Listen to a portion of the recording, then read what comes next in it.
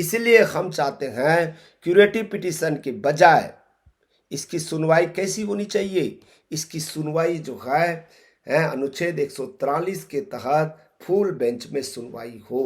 ठीक है दोस्तों, नमस्कार, मैं हूं doctor Venudhar Rautiya, professor of law.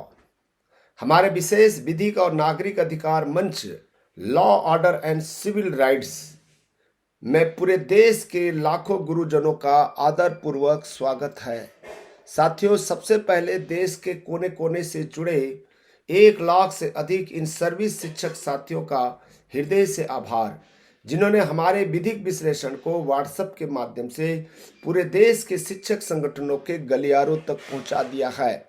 आपके इस एकजुटता ने यह साबित कर दिया है कि देश का शिक्षक अब सिर्फ डरा हुआ नहीं है, बल्कि वह अपने संवैधानिक अधिकारों को समझने के लिए पूरी तरह जागरूक हो चुका है। पिछले वीडियो के बाद देश भर के शिक्षक महासंघों, विशेषकर टीचर यूनियन उत्तर प्रदेश, बिहार, पश्चिम बंगाल, असम, त्रिपुरा, पंजाब, राजस्थान, हरियाणा, सभी राज्यों के, मध्य प्रदेश, छत्तीसगढ़ के जितने भी शिक्षक संगठन है, ठीक है, शिक्षक नेताओं के बीच एक नई विधिक हलचल शुरू हो चुकी है। आप सभी ने कमेंट्स बॉक्स में सबसे बड़ा सवाल पूछा है कि सर अभी भी चांस है या नहीं। ये जो 25 लाख इन सर्विस टीचर को टेट न देना पड़े, टेट की अनिवार्यता को समाप्त करने का अभी भी हमारे पास में सॉल्यूशन है या नहीं, या फिर हम मेहनत करते चले जाएंगे और कोई परिणाम नहीं मिलेगा। क्या हमें नौकरी से हटा दिया जाएगा। आप जो कर रहे हैं क्यूरेटिव पिटीशन और अनुच्छेद 143 के तहत राष्ट्रपति महोदया के माध्यम से जो फुल बेंच में इसकी जो सुनवाई होने वाली है, हो सकती है, क्या ये संभव है। और ये भी क्वेश्चन पूछा है सर, सुप्रीम कोर्ट के 29 मई के अंतिम आदेश के पैरा नंबर 34 का वो असली सच क्या है। दूसरी चीजें पूछ रहे हैं कई स्टूडेंट कि पंजाब में 99% शिक्षक विभागीय टीटी देकर सुरक्षित हो चुके हैं, और क्या वाकई इस पैरा 34 के आधार पर इस मामले को अब सीजीआई की 5 जजों की संविधान पीठ के सामने में ले जाया जा रहा है। आज का यह वीडियो इसी विधि कुंजी को डिकोड करेगा। और याद रखिएगा, कुछ टीचर्स ये भी प्रश्न पूछ रहे हैं कि जो प्राइमरी स्कूल और माध्यमिक शिक्षा स्कूल के जो हेडमास्टर हैं, जिनको परमिशन मिला हुआ है, क्या उनको भी टेट करना पड़ेगा, टेट में टेट एग्जाम देना पड़ेगा। इन सारे विषयों को हम आज के वीडियो में कवर करेंगे और एनालिसिस करेंगे और आपको एक सही रास्ता बताएंगे। आइए सीधे बात करते हैं इस संवैधानिक आधार जो इस समय देश के 25 लाख शिक्षकों के लिए सुरक्षा कवच बन चुका है, सुप्रीम कोर्ट के 29 मई के आदेश और पैराग्राफ संख्या 34। एक विधिक प्राध्यापक के रूप में जब मैंने इस पैरा का सूक्ष्म विधिक मूल्यांकन किया तो इसमें राज्य सरकारों की लापरवाही पर न्यायालय का कड़ा चाबुक छिपा हुआ है। न्यायालय ने स्पष्ट शब्दों में प्रतिपादित किया है कि शिक्षकों को किसी अर्हता या पात्रता परीक्षा के अनुत्तीर्ण होने के लिए दंडित करने से पूर्व यह राज्य सरकारों का वैधानिक दायित्व है कि वे उनके लिए पर्याप्त और अनुकूल अवसर सृजित करें। ये छोटे मोटी बात नहीं है दोस्तों। इसी विधिक सिद्धांत का लाभ उठाकर पंजाब सरकार ने अपने सेवा नियमों में संशोधन करते हुए इन सर्विस शिक्षकों के लिए एक विशेष विभागीय टीईटी का आयोजन करवाया, जिसके नियमों को व्यवहारिक बनाया गया।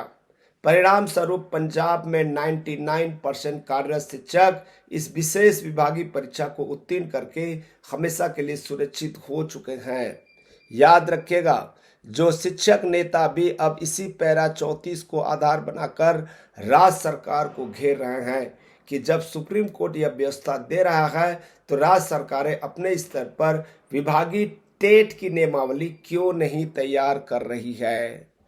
ठीक है दोस्तों, ये अच्छे अच्छे जानकारी दे रहा हूं, आप लोग जो है बने रहिए, पूरा वीडियो देखेंगे तो समझ में आएगा।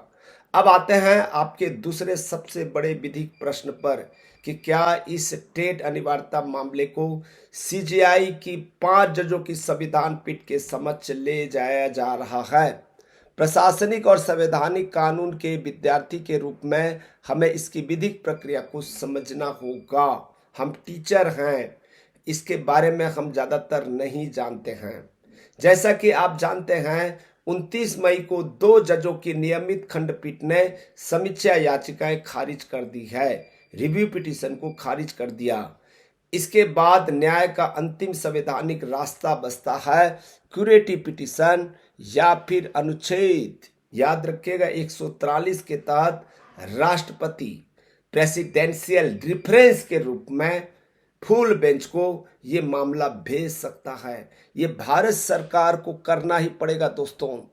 ठीक है, ये 25 लाख शिक्षक हैं, याद रखिएगा 25 लाख शिक्षक के साथ में उनके परिवार है, उनके समाज है, और साथ ही साथ 25 लाख के करोड़ों प्राइमरी और मिडिल स्कूल के स्टूडेंट्स हैं। शिक्षक संगठनों की विधिक विंग इस समय इसी रणनीति पर कार्य कर रही है। यदि इस विधिक विरोधाभास को, जहां एक तरफ आजीविका का अधिकार आर्टिकल 21 प्रभावित हो रहा है, दूसरी तरफ राज्य स्वयं सी टेट को मान्यता नहीं देते, सी टेट जो क्लियर करेगा, ठीक है, उनको जो है छूट नहीं मिलता है। याद रखिएगा, क्यूरेटिव पिटीशन के माध्यम से सीधे भारत के मुख्य न्यायाधीश यानी सीजीआई के समक्ष प्रस्तुत किया जाता है, तो संविधान के अनुच्छेद 145(3) के तहत इसके लिए न्यूनतम 5 न्यायाधीशों की संविधान पीठ का गठन अनिवार्य हो जाता है। 2 जजों की बेंच के फैसले की सीमाओं की समीक्षा करने की असाधारण शक्ति केवल इसी 5 जजों की संविधान पीठ के पास सुरक्षित है दोस्तों, ध्यान दीजिएगा। और ये जो आपका अनुच्छेद 143 है, 143 के तहत राष्ट्रपति के द्वारा सुप्रीम कोर्ट को, ठीक है, सुप्रीम कोर्ट को विधिक अभिमत देने के लिए भेजा जा सकता है। ये भारत सरकार के हाथ में है और भारत सरकार को ऐसा ही करना चाहिए, क्योंकि इसके पहले भी किया जा चुका है।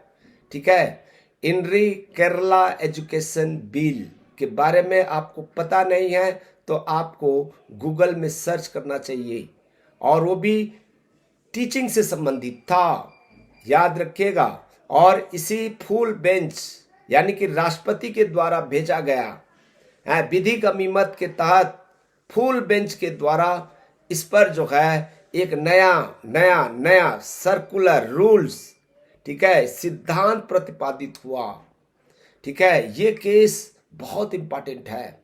ऐसे ही स्थिति निर्मित हो गई थी, तब राष्ट्रपति ने सुप्रीम कोर्ट के फुल बेंच में इसकी सुनवाई करने के लिए भेजा गया था। इस पूरे विधिक विवाद के बीच हमारे हेड टीचर, प्रधान पाठक और जूनियर शिक्षकों के मन में एक और तकनीकी असमंजस चल रहा है कि क्या उन्हें प्राथमिक और जूनियर दोनों स्तरों के टीटी उत्तीर्ण करने होंगे।